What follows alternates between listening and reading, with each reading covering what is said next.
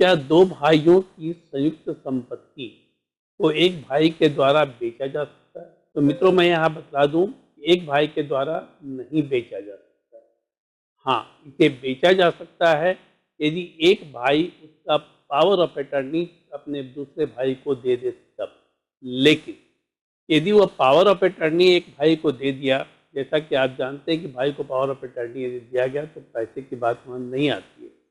लेकिन भाई ने यदि उस प्रॉपर्टी को बेचकर उसका कंसिडरेशन अमाउंट यदि भाई को नहीं दिया है, तब ऐसी स्थिति में वह जो ट्रांजैक्शन है इनवैलिड हो जाएगा, वह रजिस्ट्री रद्द हो जाएगी। दूसरा, यदि वह भाई यह दिखलाता है कि उसने जो प्रॉपर्टी बेची वह प्रॉपर्टी बहुत कम दाम में बेची, या फिर उसको बहुत नेग्लिजिबल मूल्य में उसने उसे बेच दिया, तब ऐसी स्थिति में बाजार मूल्य को एसेस किया जाता है और इसके आधार पर यह देखा जाता है कि वह सही किया गया या गलत किया गया।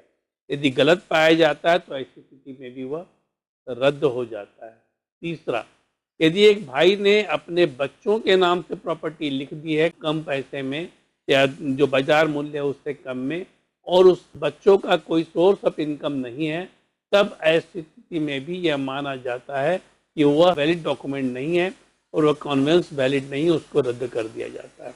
तो मित्रों, मैं आप लोग को यह बतला दूं कि जो संयुक्त प्रॉपर्टी है उसे दोनों भाइयों के द्वारा ही बेचा जा सकता है। यदि एक भाई पावर ऑफ अटर्नी लेकर उसे बेचता है तो उसके कुछ कंडीशंस है, जिस कंडीशंस को फुलफिल करना होता है, तभी यह जो ट्रांजेक्शन वैलिड होता है, तभी वह बिक सकता है। धन्यवाद।